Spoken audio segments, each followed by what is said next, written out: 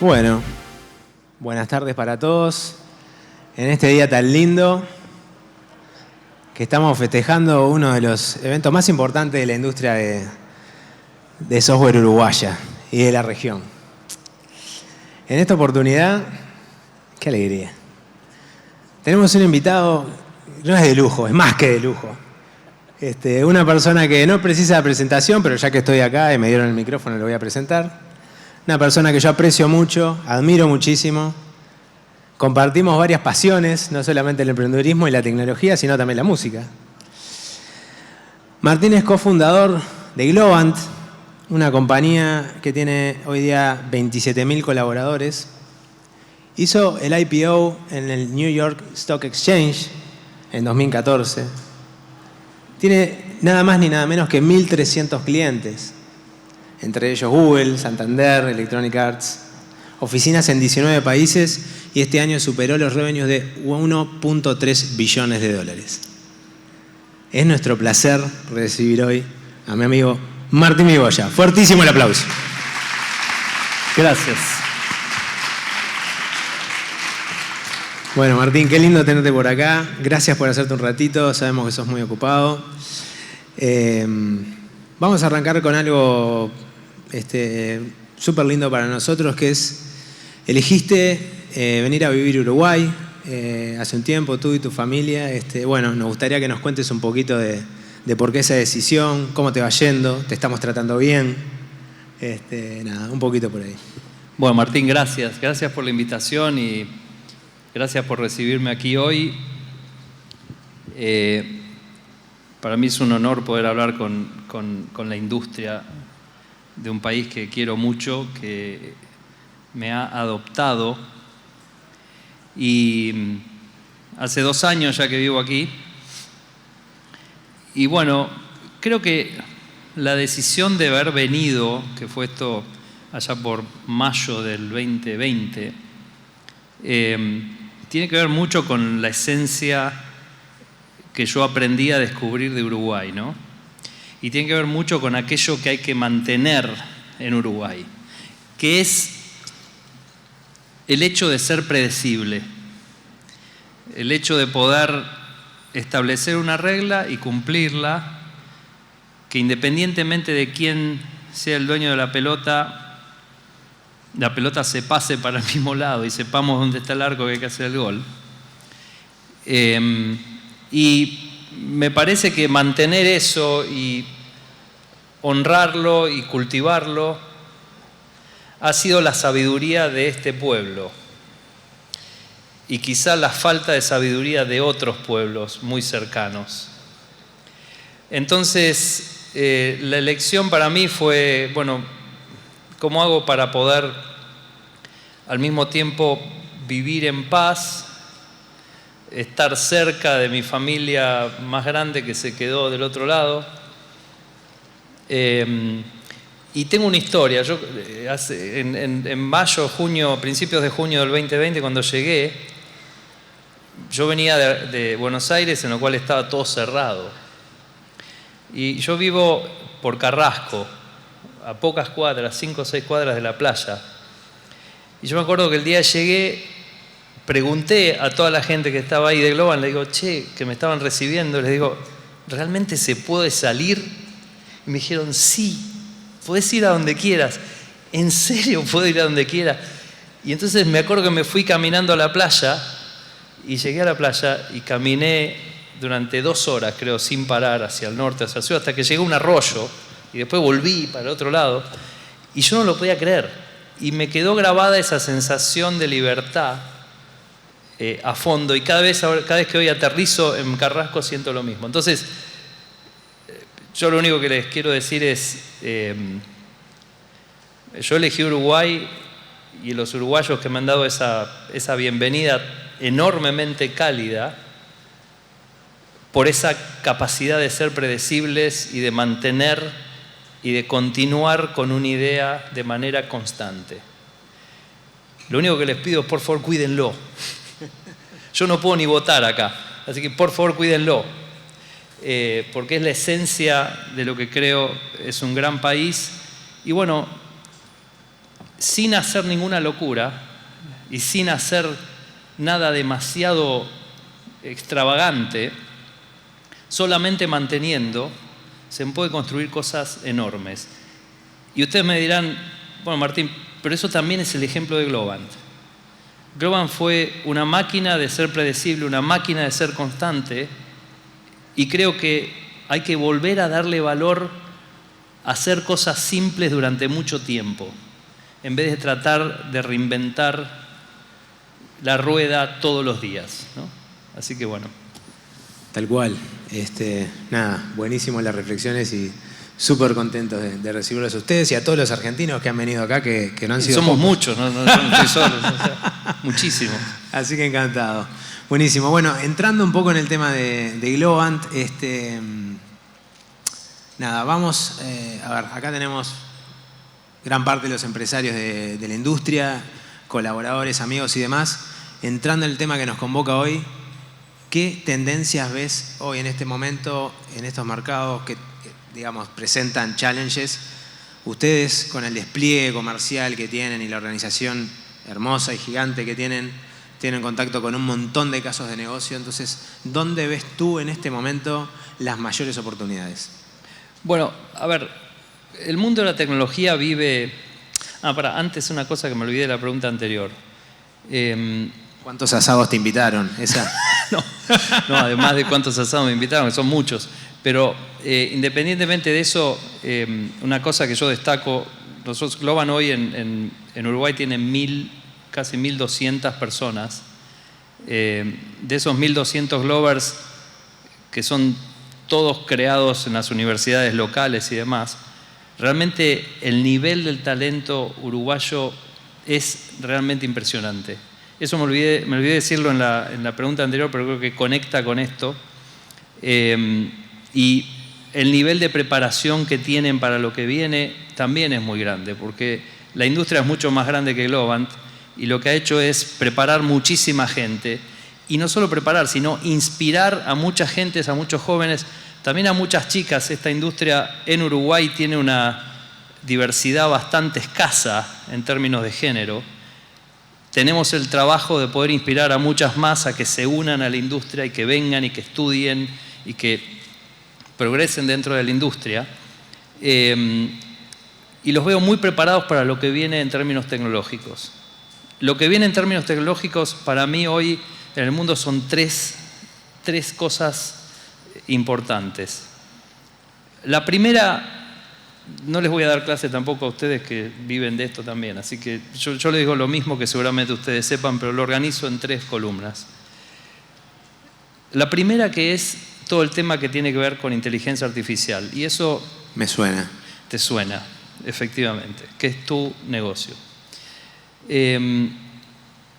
Obviamente que es mucho más barato que antes hacerlo. También es evidente que hay mucho research y mucha plata puesta en entender cosas que antes eran más difíciles.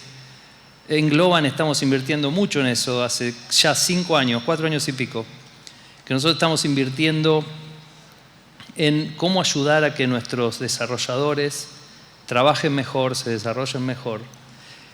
La idea, por ejemplo, de tener inteligencia artificial para poder predecir, leer y entender código, que antes era muy difícil hacerlo, es real. Nosotros hoy tenemos un producto que se llama Augur, A-U-G-O-O-R, augur.com, que lo que hace es poder acelerar el desarrollo, el entendimiento de un pedazo de código para que los programadores puedan trabajar más eficientemente. Las primeras métricas nos dan un 60% de eficiencia con respecto al no uso de esa inteligencia artificial. Impresionante.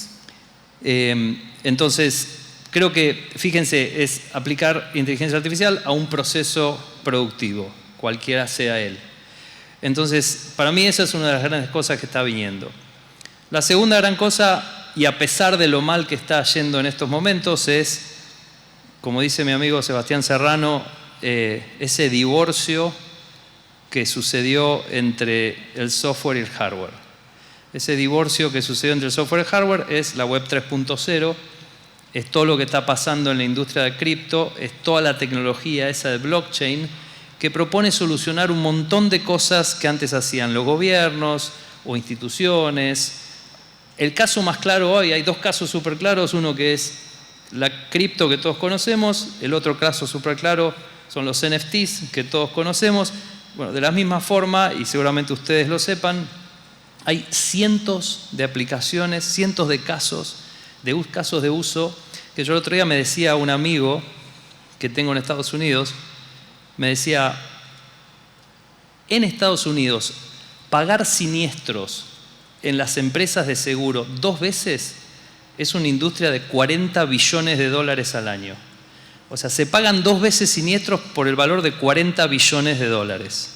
Todo porque las compañías de seguro no quieren compartir informaciones sobre sus asegurados. Dicen, no, yo no comparto. O de los siniestros que pasan.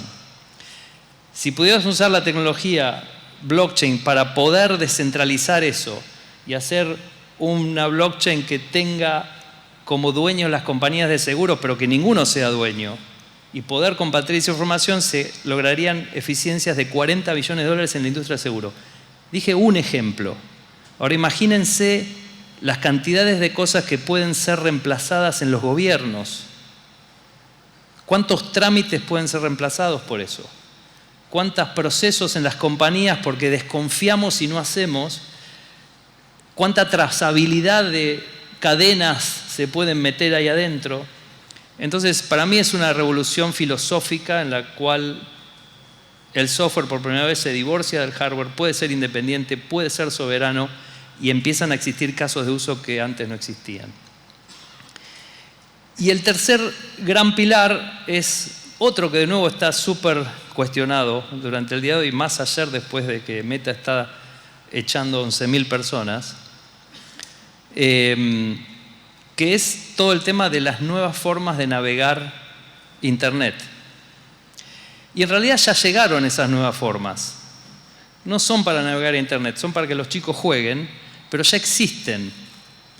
Y son todos los universos tridimensionales por los cuales uno puede navegar. Y no sé si vieron a nuestros hijos o a mis hijos jugando, a los hijos de ustedes jugando en mundos que están vacíos. En las paredes no hay nada, están totalmente vacías. O se pueden entrar quizá a lugares de ese mismo juego, pero no hay una tienda de Amazon o una discoteca o una disco de Spotify o un cine de Netflix. No existen. Entonces, como no existen esas cosas, la gente va navegando como ciega por ahí con sus avatares.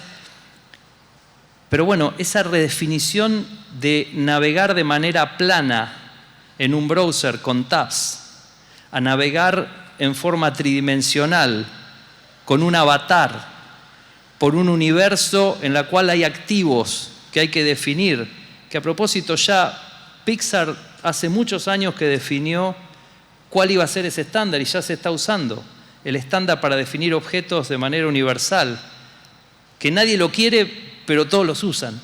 Nadie lo quiere el estándar, pero todos lo usan.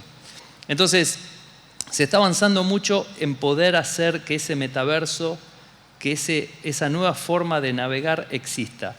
De nuevo, hace mucho falta que nos pongamos de acuerdo con los estándares, etcétera, etcétera, pero si uno lo ve en el largo plazo, tiene que haber una reinvención de cómo uno navega Internet.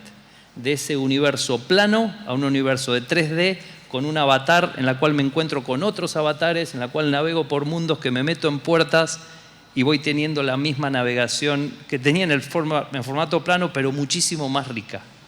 Entonces, repasando AI, todo lo que tiene que ver con Web 3.0 y la reinvención de un montón de modelos de negocio que antes existían de otra forma.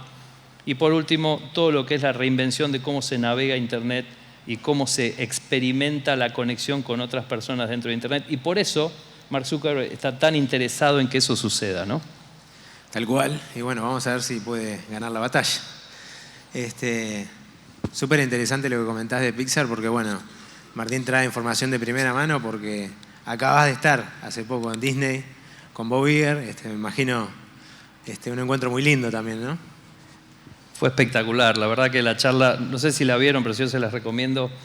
Hace 2 o 3 semanas tuve la oportunidad de entrevistar a Bob Iger, el ex chairman y CEO de Disney durante 16 años aproximadamente, que fue el que hizo todo lo que ustedes conocen hoy de Disney, desde la compra de Pixar, pasando por decirle que no a Twitter, eso fue súper interesante, pasando por la compra de 21st Century Fox, Marvel y todas las compañías que compró después, pero además tomando 2 decisiones de las más bold que yo vi en mi vida. Una que fue, el tipo tenía en el año 2012 $2 billion para invertir.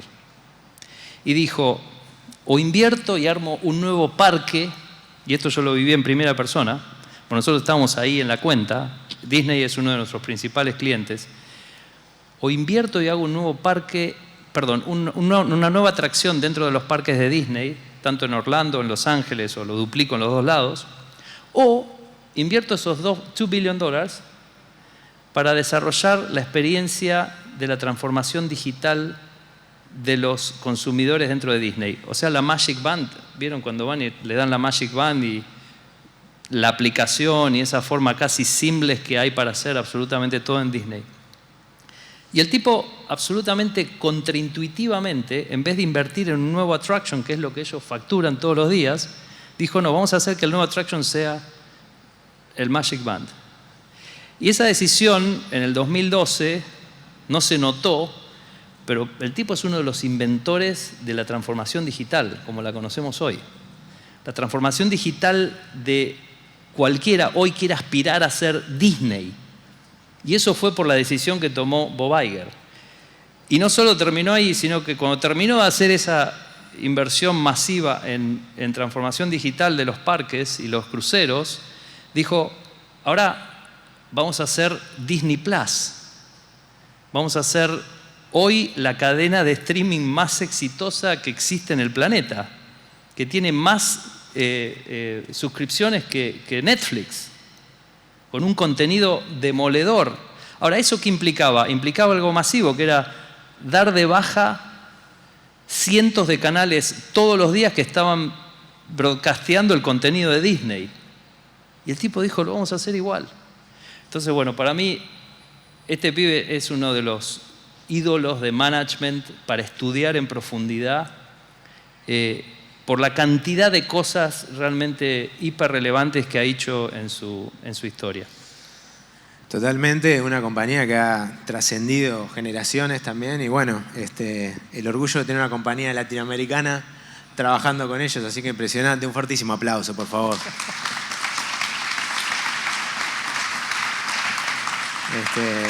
Acá lo que hablamos siempre es todos estamos plantando la bandera de Latinoamérica y de la industria, así que bueno, es un esfuerzo en conjunto. 1000 cosas tengo para preguntarte, Martín, que me encantaría. De alguna manera estoy representando las voces de todos los que estamos acá en la industria y va a haber tiempo para preguntas. Pero bueno, vamos a ir a algo que entiendo que es súper importante, que es escalar la organización, en particular escalar la organización de ventas. Ustedes han logrado crear una organización que ha crecido a un nivel de una dimensión que es realmente increíble, no solo a nivel latinoamericano, sino a nivel mundial. Y todos los que estamos acá vivimos esos desafíos de, bueno, ¿cómo vendo en Estados Unidos? ¿Cómo creo una organización de venta? ¿Cómo la hago crecer? Hay un montón para charlar ahí, hay un montón para charlar de la parte de Scale Up, pero vamos a arrancar con cómo comienzo o cuándo comienzo a crear una organización de venta en Estados Unidos. ¿Qué volumen de facturación tengo que tener? ¿Cuál es el primer paso? ¿Llevo a alguien de acá? ¿Contrato a alguien allá? Adelante. Es como si le preguntaras al inventor de Bitcoin si cree en Bitcoin. No. O sea, estás hablando con un fundamentalista de eso. Lo primero creo que entiendan, así que cuidado con lo que voy a decir porque no me hago responsable de las consecuencias. Es lo primero que digo. Corten la filmación, por favor. Pero bueno, pero es interesante la pregunta. Y yo remontaría al día fundacional de Globant. Porque el día fundacional de Globant, muchos conocen qué es Globant hoy, no conocen cómo nació, pero cuando nació Globant, me acuerdo que somos la compañía que nace como después de haber sufrido una crisis más en Argentina. 2003 estoy hablando. Y nosotros escribimos en un business plan de una línea lo que fue Globant y lo que es Globant hoy. Y estaba en una línea que dijimos, no vamos a vender en la Argentina. Entonces, claro, ustedes se preguntaron, bueno, pero ¿ustedes en qué momento fueron a Estados Unidos? Siempre. ¿Pero qué tenían en la Argentina para ir a Estados Unidos? Nada.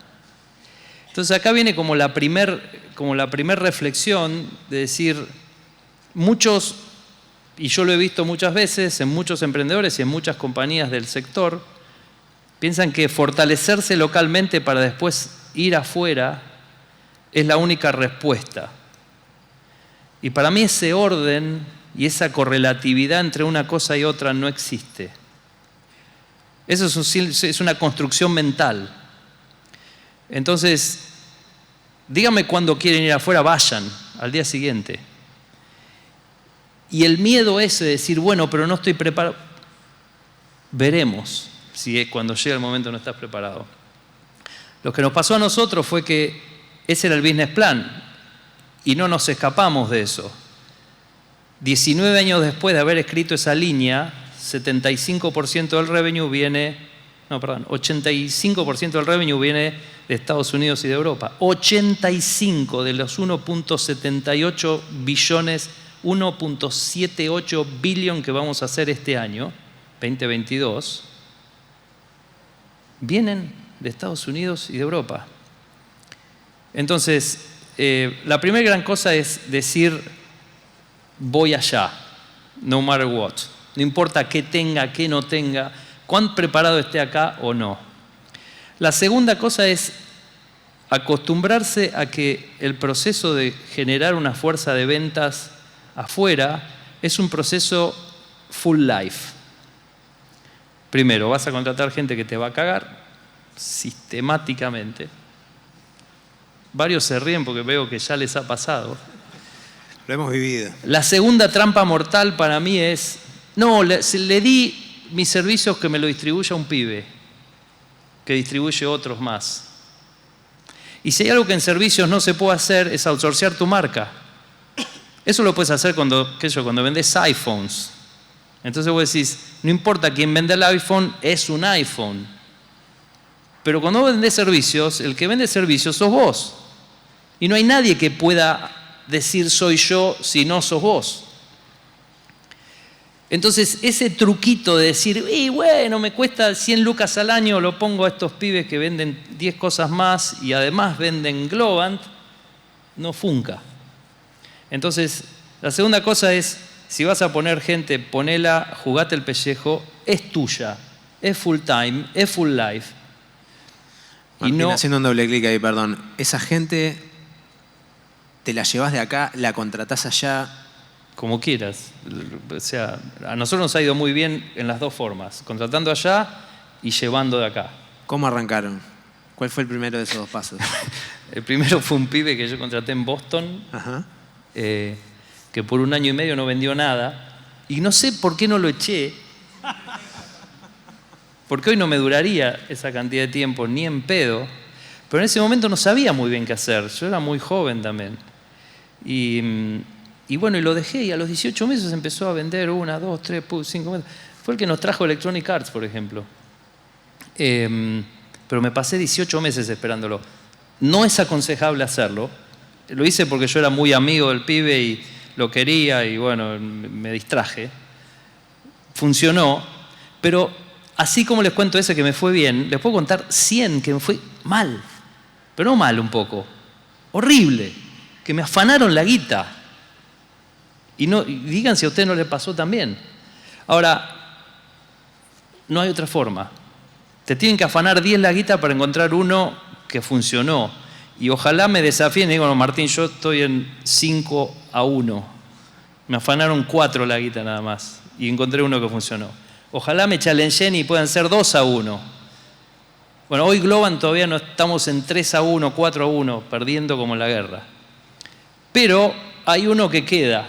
Y cuando eso lo haces un proceso sistemático, van quedando. Ahora, no piensen que hay magia en esto. O sea, esto es laburo de todos los días, rigurosidad en el seguimiento de esa gente y sobre todo tomarse el laburo en serio. No es para hacerlo de taco. Cualquier mercado merece que uno, si quiere ir, lo honre. Y esa honra viene con dedicación full time. Tanto de uno como mercado objetivo, que es lo que nosotros hicimos, como de la persona que está del otro lado. No hay part-timers acá. Cero part-timers. No sé, qué sé yo. Good luck. Impresionante. Es uno de los procesos más difíciles de escalar en la compañía. O sea, me preguntaste si puedo ordenarlos de 1 a 10, de menor dificultad a mayor dificultad. Esto es nivel 10. Bueno, o sea, te dije que no iba a ser fácil la entrevista. Yo digo, nivel 10 es lo más difícil claro. para escalar. Es más fácil escalar gente técnica que escalar gente de ventas. Pero eso no quiere decir que no se pueda hacer. Y hay que tomárselo muy en serio y ser extremadamente disciplinados en el seguimiento, en la disciplina de no enamorarse de situaciones y ser hábiles para poder cortar en el momento que hay que cortar, the sooner the better, ¿no? Y ir progresando de esa manera. Perfecto. 1000 cosas se me ocurren, pero bueno, yendo a la parte de ventas, y vamos a seguir hablando de la parte de Scale-Up, porque también hay que escalar una organización al volumen que tienen ustedes. Contanos de Google. ¿Cómo ganaron esa cuenta? Ya nos hablaste de EA con este muchacho de Boston. ¿Cómo ganaron Google? No, lo de Google fue distinto.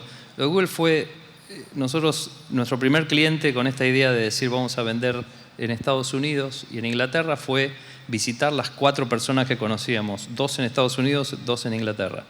Cuando terminamos el recorrido de Inglaterra, volvimos a la Argentina y ese mismo día una de las personas que habíamos visitado, miércoles, me dice: Martín, te necesito el lunes acá en Londres de nuevo. Y yo dije: pará, Jeff, no tengo ni plata para comprar el pasaje para volver. Y Jeff me hace volver, volvemos y ganamos lastminute.com. Lastminute es como si fuese el Travelocity o el Despegar de acá, pero de Londres. 2 billion pounds a year, una animalada de empresa. Vamos a ver al CTO, ganamos esa cuenta, empezamos a desarrollar una cosa que fue espectacular en esa época. Imagínense, en el 2004 haciendo dynamic packaging de paquetes turísticos, que tenía un auto, un vuelo, un hotel, todo junto en un precio, ¡pum!, y te lo mandabas al cliente. Por primera vez no existía eso y lo estábamos haciendo por primera vez, lo desarrollamos nosotros. Uno de los que estaba en ese equipo es contratado por Google, se va y lo llamé yo. Le dije: Ryan, ¿qué tenés para darnos en Google? Así, textuales palabras, ni una más ni una menos. Y después me dice: Martín, acabo de llegar, dame 15 días. Dame un break. Y bueno, al mes, qué sé yo, mes y medio, no sé, me llama y me dice: hay algo que está pasando en Mountain View, que es la primera relación de outsourcing que tienen estos pibes. Nunca hicieron nada para afuera, necesitan sacar algunas cosas porque no dan abasto y están evaluando proveedores. Va a ser difícil, me dice, pero bueno, vayan a ver qué sé yo. Bueno, fuimos. Y ahí estuvimos como 6 meses hablando con los tipos hasta que un día nos llaman y dice: ganaron. Y yo dije: imposible. Digo, te debes haber equivocado de teléfono, le dije. Pero no, ¿por qué? Me dice: si nunca me preguntaste el precio, le digo. ¿Cómo? O sea, no sabía que estábamos en la fase de ganar o perder. Pensé que estábamos todavía boludeando con data. Y dice: no, queremos trabajar con ustedes, de verdad. Porque nos gusta, porque son muy flexibles, porque tienen una mentalidad muy open source. Claro, imagínate. La primera vez que pudimos pagar una licencia fue hace 10 años. Antes no podíamos ni siquiera entender lo que significaba pagar una licencia de nada. Entonces, claro, Argentina es el paraíso, y Uruguay también, by the way, es el paraíso del open source. Porque nos gusta. Claro, exactamente.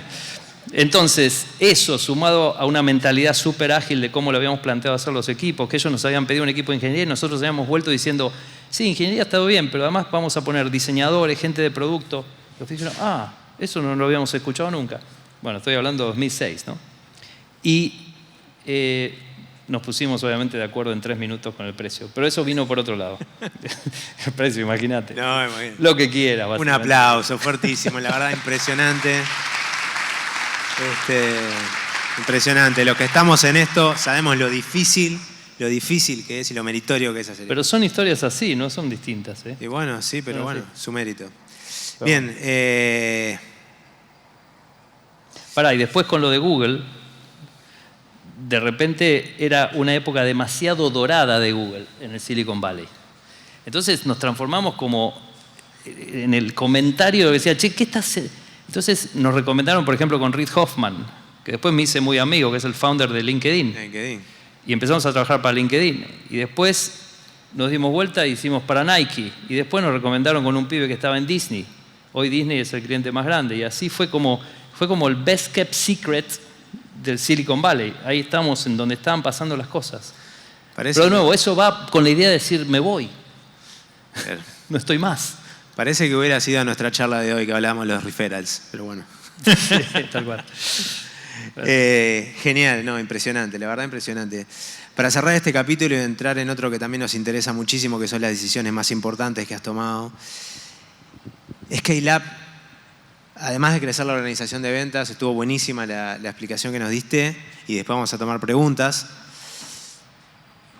¿Cómo haces para crecer una organización de los primeros empleados a 27.000 personas? ¿Seguís tomando todas las decisiones?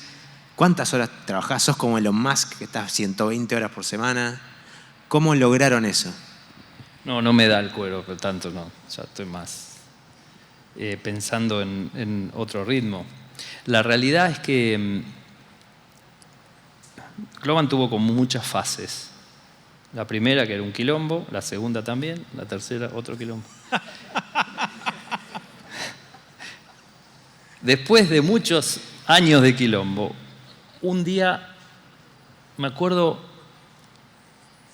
estoy hablando hace como 12 años atrás, me llaman todos los días un cliente distinto, estoy seguro que a ustedes nunca les pasó, para putearme. Todos los días. Y, viste, es como decir, algo tengo, o sea, hay compañías más grandes que yo, que lo hicieron. O sea, de alguna forma se tiene que poder hacer.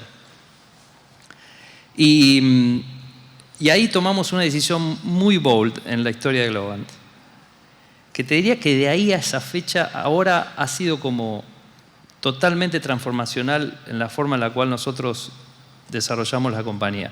No es algo de lo que hable muy a menudo, así que es probable que nunca lo hayan escuchado esto, pero nosotros tomamos una decisión muy bold que fue decir, vamos a dar vuelta el org chart.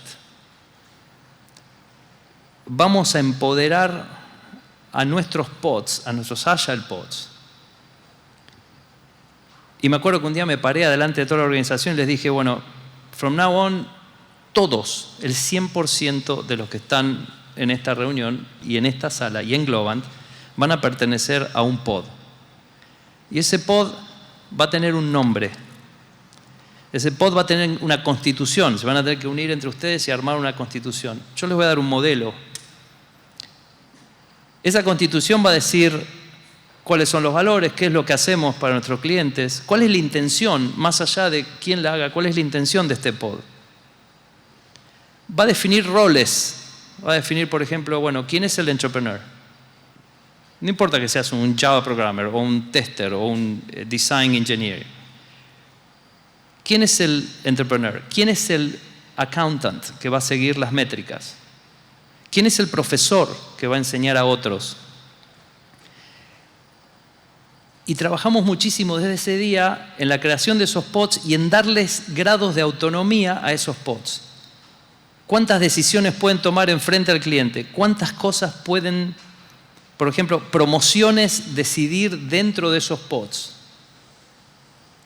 Ahora también administran, en la última versión, el último upgrade del último sistema operativo, administran los beneficios para los pod members que vienen del área central de recursos humanos o de beneficios o de capital humano. Lo administran ahí adentro, no pasa en otro lado. Entonces, cuando vos ves esa organización como es hoy, es una organización que en los últimos 12 años ha crecido más parecido a un organismo viviente que a una estructura militar. Y yo no sé en qué momento en la industria nos confundimos y dijimos, che, parezcámonos a un ejército. En lugar de decir, che, parezcámonos a un organismo viviente, en la cual las células toman decisiones por sí mismas de qué tienen que hacer. Y no solo eso, el otro día estudiando un poco de biología con mi hijo del medio, más chiquito, me enteré de algo que me encantó. ¿Vieron las plantas que tienen brotes? ¿Saben que hay en las puntas de los brotes? Células madre. Esas células madres, de acuerdo a incentivos que van pasando de afuera, o sea, luz, calor, temporada del año, etc., se van transformando en tallo o en hojas. Ustedes ven que los tallos nacen y dicen, ¿de dónde salió esto? No son células madres transformándose. ¿Y las hojas de dónde salieron? No son otras células madres transformándose, diferenciándose. O en flores, todo sale del mismo grupito de células madre. Y así funciona el reino vegetal. En el edge de la planta las cosas pasan. En el tronco solamente es un sostén, provee alimento. Y Globant es mucho más parecido a eso que a un ejército. Entonces, si ustedes me dicen una de las decisiones de scale up más grandes en la historia de Globant, no fue cómo parecerse a una gran pirámide, sino cómo parecerse cada vez más a una estructura descentralizada y como parecida a un organismo viviente. Entonces uno ya puede empezar a pensar que las cosas pasan arriba y que no pasan abajo. Que yo tomo 2 decisiones por día, 3, 4, ninguna.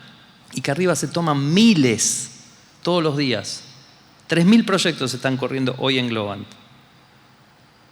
Con casi 3.000 pods. Entonces, ¿quién toma más decisiones? ¿Yo o ellos? Los que están arriba. Entonces, en la estructura de Globant van a ver, hasta en el site, van a ver todo invertido, van a ver a mí abajo. Van a ver a mis ejecutivos un nivel arriba mío. Y nosotros entonces, esa fue una decisión muy importante.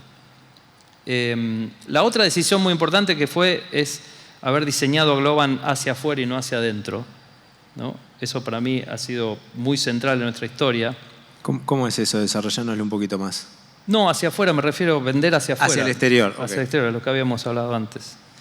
Y después hubo muchas más, qué sé yo, el hecho de decir y desafiar, toda la industria está organizada alrededor de industrias, o sea, sí, es la práctica de finance, la práctica de life science, la práctica de... ¿no hay prácticas que sirvan para todos? Sí, hay prácticas que sirven. Bueno, nosotros tiramos las industrias y dijimos, estemos organizados como es Disney o como es Electronic Arts, alrededor de estudios. Estudios que saben de las cosas que los clientes necesitan. Y obviamente hay un estudio que se dedica a reinventar la industria financiera o a reinventar la industria de life science. Entonces, hay cientos de cosas que hemos tomado decisiones así a lo largo para poder escalar la compañía. Por ejemplo, la cultura de la compañía. La cultura es un juego de imitación. Dice, no, Martín, ¿cómo hacen para mantener la cultura de 27.000? No, yo no hago nada. Lo que tiene que pasar es que la gente nueva que se contagie de lo que está pasando. Si yo tuviese que hacer algo por cada persona nueva que entre a la compañía, estoy en el horno. Entonces, ¿cuál es la mejor forma de escalar algo? Con tecnología. Entonces, aplicamos tecnología a la cultura. ¿Y cómo se aplica tecnología a la cultura? Y creando un juego que se llama Start Me Up, en el cual tenés 20 estrellas por mes, que las podés dar a cualquier otro personaje de la organización por algo extraordinario que hizo conectado con los valores de Globant. Y de esta forma yo tengo una radiografía perfecta de quiénes son los tipos que, más allá de cualquier estructura que haya armado algún manager trasnochado, están haciendo la diferencia en la organización. Entonces eso es innovar en cómo estamos manejando la cultura en la compañía. Eso es tener una radiografía perfecta de quiénes son las personas que hacen la diferencia sin importar en qué lugar de la organización estén. Bueno, y así puedo seguir hablando durante un rato. Buenísimo, y el tiempo es tirano como siempre y se nos está acabando. Aparte quiero que guardemos tiempo para preguntas, pero quiero seguir explorando un poquito ahí en eso de las decisiones bold. Porque suena muy lindo, ¿no? Decir, este ejecutivo toma las decisiones bold y demás, pero los que estamos en esto sabemos que de noche llegás a la cama, ponés la cabeza en la almohada y hay gente que depende de vos, de tus decisiones, su puesto de trabajo y demás. Entonces, contanos un poco más, ¿qué otras decisiones bold has tomado en tu carrera que los han llevado al lugar donde estás? Estuvimos charlando de varias en la preparación de la entrevista, pero bueno, por donde quieras ir. Charlamos un poco del tema de marketing, charlamos, temas y demás, pero bueno.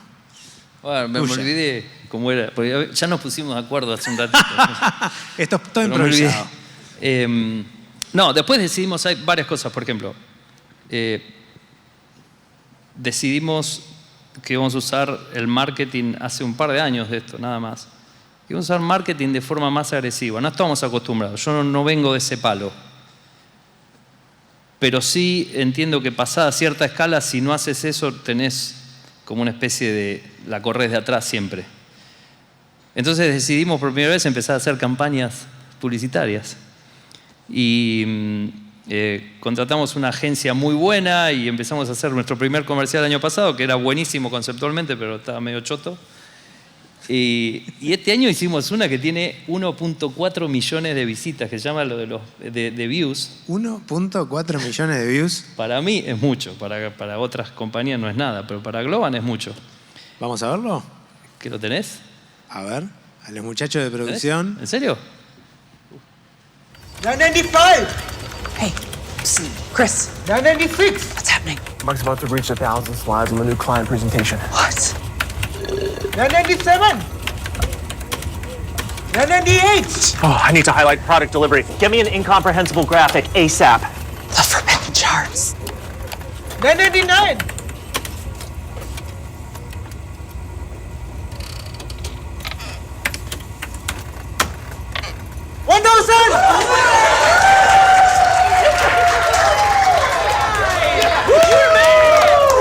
Oh, wait, I didn't save it. Okay, it's saved. Okay, all right, it's over. There we go. Meet the future of digital transformation. Globant. Seek reinvention. Fuerte el aplauso, por favor. 1.4 millones de views promoviendo la industria de tecnología del bullshit. latinoamericana. La industria del bullshit. La industria del bullshit. Alguien la tiene que promover. Sí.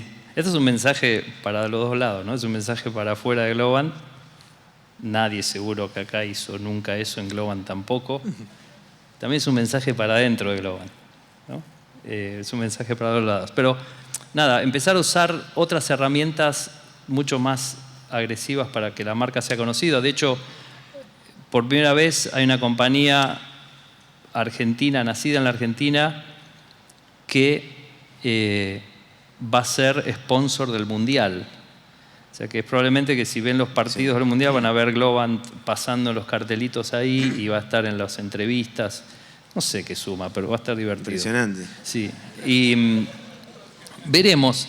Hicimos también un deal con LA Clippers de poder vamos a diseñar toda la experiencia tipo Disney del estadio nuevo de básquet de los LA Clippers en California, en Los Ángeles.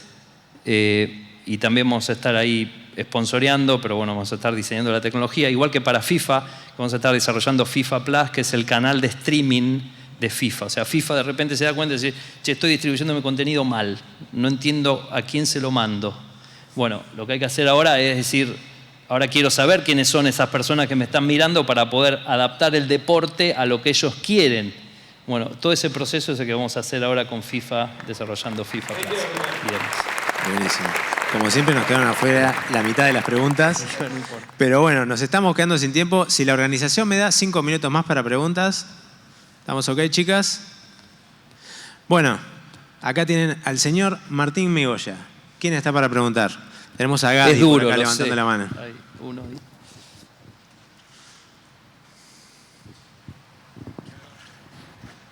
Gadi está comenzando un fondo de VC en Silicon Valley y es uruguayo. Adelante. Gracias. ¿Siempre tuviste la personalidad como para manejar una empresa de esta escala? Y si no, ¿nos puedes contar un poco sobre esa, capaz que, transformación personal? Sí, la verdad que nunca me lo imaginé cuando empecé. Yo creo que uno con el tiempo va cambiando y se va adecuando a las nuevas cosas que tiene que hacer. Hay gente que le gusta hacer el cambio, hay gente que no. Ambas cosas están perfectamente bien. A mí me gustó, no sé si lo hago bien o mal, pero lo hago y aquí estoy. Pero es una elección muy personal, ¿no? Y creo que una de las cosas más importantes es tratar de entender en lo que uno es bueno y lo que uno no, y salirse de lo que uno hace mal y buscar a alguien que lo haga, ¿no? Mientras más rápido puedas hacer ese switch, más rápido podés decir yo escalé. Pero bueno, yo les tengo que confesar algo. Yo amo el trabajo que hago. O sea, nadie me obliga de ninguna manera a levantarme a la mañana y venir.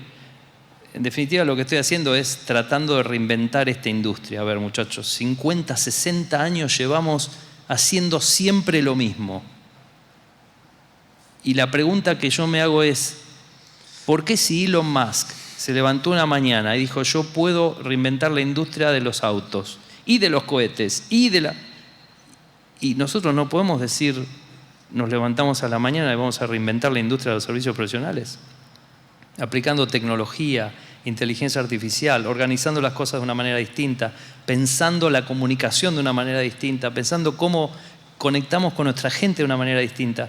Hay tantas cosas para innovar en el mundo, tantas, que bueno, mi pasión un poco pasa por ahí. Es decir, cómo afecto mi mundo, mi gente, mi comunidad de la mayor manera posible y cómo los inspiro a ellos a poder hacer que entiendan que no estamos acá para pasar desapercibidos, que estamos acá para reinventar un pedazo de lo que estamos haciendo y nada menos que eso. Entonces, básicamente la invitación que yo le hago y que yo me hago a la mañana es si quiero ser un pedazo de la historia o un pedazo del status quo. You answer it. Decí qué querés hacer vos. Y ahí te adaptás o te morís. Tal cual. Claro. Bueno, próxima pregunta. Por ahí tenemos nombre y compañía y ya de paso, bueno, Gadi de Antigravity Capital. Hola, ¿qué tal? Javier Cajal de AT Sistemas. Quería preguntarte en qué momento ves el nearshoring de la TAM a Estados Unidos. Quiero decir, todavía tiene mucho recorrido, ya está teniendo un poco señales de agotamiento, y cómo lo ves también en competencia con el offshore de Asia, que parecería como que están volviendo porque no les termina de convencer ese modelo. Sí, usaste dos palabras, no soy muy políticamente correcto, pero usaste dos palabras antiguas. Yo creo que hoy lo que está pasando es que todo el mercado principal de Europa y Estados Unidos entendió que la respuesta a sus problemas es América Latina y no el resto. Eso es lo que está sucediendo hoy. Y por otro lado, estás viviendo... A ver, yo describí tres temas en la industria que están pasando recién. Es la industria más grande y que crece más rápido en el planeta. A ver, no existe una sola compañía, ni un solo gobierno, ni una sola NGO, mencionen lo que quieran, institución en el mundo que necesita lo que nosotros hacemos, que no necesite, perdón, lo que nosotros hacemos. No hay una sola reunión en la que yo me siente que no haya algo que se pueda hacer. Entonces, esta es la industria más grande del planeta que crece más grande que cualquier otra. Más rápido que cualquier otra, perdón. Entonces, el nivel de agotamiento está lejísimo. O sea, estamos scratching the surface. Accenture, que es una compañía que yo respeto muchísimo, con la que compito cada mañana, tiene 721.000 empleados. Nosotros tenemos 27.000. Es una risa. ¿Entendés? Cualquier otra que vas a ver ahí, no sé, recién veía a este chico de IBM que está por acá. ¿Cuántos tiene IBM? No sé. Vos, ahí ya estás, no te veía. No sé, cientos de miles, 200, 300 mil debe tener. Más, 400 mil. No sé, qué sé yo. Cognizant tiene 120 mil. No sé, son todos números siderales. Entonces, esta industria todavía está en el comienzo de lo que se puede desarrollar. Porque además, con estas tres cosas que yo mencioné, hay que hacer todo de nuevo. Es como que AI hay que aplicarlo a todo de nuevo. Todo lo que es metaverso, hay que hacer todas las experiencias de navegación de nuevo. Nos pondremos de acuerdo, lo cagarán a palos a Zuckerberg, subirá, bajará, será Ubisoft y no Zuckerberg el que gane. Who knows? Pero hay que hacerlo de nuevo. De eso no cabe duda. Tampoco cabe duda que Web 3.0 llegó para quedarse y que hay que reinventar un montón de procesos de nuevo. Entonces, es el momento más apasionante de la industria de la tecnología que por suerte nos toca vivir. Yo me recibí cuando se inventó Internet, en el 93, 94. Esto es una revolución que es al cubo de lo que pasó en ese momento. Ni siquiera es como la de Web 2.0, como la de las redes sociales. Esto es al cubo. Entonces, digo, la podemos cagar. La podemos cagar. Será nuestro problema, no el problema del mercado, no el problema del offshoring, no el problema de India o Estados Unidos o Argentina o Uruguay. Es un tema de que esto realmente es una industria global, realmente el talento es talento global y realmente va a ganar el que piense mejor este juego, independientemente de dónde venga. Bueno, última pregunta y cerramos. Tenemos una dama por allá. Adelante. Después los esperamos a todos para el after, ¿eh? Miren que esto no termina tan rápido. Gracias. Hola, Lucía Labaña de Abstracta. Martina, hablabas hoy que de los desafíos más importantes que veías a la hora de hacer el scale-up tenía con la parte de ventas, ¿no? De crecer. Quería saber si en su experiencia tenías alguna recomendación en base a estrategias o cosas que les hayan funcionado para empresas que estamos en ese camino. Bueno, ¿te decidiste a vender afuera antes de vender adentro, sí o no? Si esa sí es la respuesta sí, bueno, entonces mañana te tenés que ir. Esa es la primera cosa que tengo para compartirte. Mañana tenés que agarrar el Delta, el American Airlines, que ahora ya estamos en temporada que hay American Airlines, vuelo directo. By the way, chicos, pídanle a American Airlines que ponga más aviones acá, todos al unísono. No se pongan shy, no se pongan... y empezar a buscar. Yo lo que ahí te recomiendo es que busques alguna agencia, bueno, hay muchas, más caras o más baratas. Lo barato siempre es caro en este tema. Las que tienen nombres reconocidos, no quiero hacerle publicidad a ninguna, pero ustedes las conocen, headhunters con nombres reconocidos pueden ayudar con gente de calibre y hay una gran diferencia en el nivel de la gente que pueden atraer cuando contratan a alguien de calibre que cuando no. Aprendido a las piñas. Y después el otro tema que me parece más importante que todos es qué historia le cuentan a la persona. La historia que le cuentan a la persona de lo que ustedes quieren cambiar es mucho más importante que la plata que le quieren pagar. Miren lo que estoy diciendo. O sea, la historia que tienen para contar es más importante que la plata que tienen para pagar. Y ahí es donde como emprendedores, como empresarios, tenemos que desafiar lo que nosotros hablamos, lo que nosotros decimos, cómo nos presentamos. Y hay una traba de muchos emprendedores de acá, de América Latina, yo estoy hablando más de Argentina porque conozco más que acá de Uruguay, que es que se presentan con una forma muy táctica y no con una mentalidad más estratégica. Entonces, ¿qué historia se arma? Para mí es mucho más importante que la plata que uno tiene y cómo uno se presenta es más importante que el resto. Porque eso es lo único que sirve para atraer gente. O sea, ustedes van a entrar en el proceso ese que vos me preguntaste, van a entrar en el proceso de seducir gente y de explicarles por qué tienen que trabajar con ustedes. Y los buenos quieren trabajar para los buenos, quieren trabajar para historias que inspiren, quieren ser parte de los que escriben la historia. Entonces ahí qué historia uno arma dentro de su empresa para poder seducir es casi más importante que el headhunter que estás buscando. Pero sí, un headhunter bueno es importante.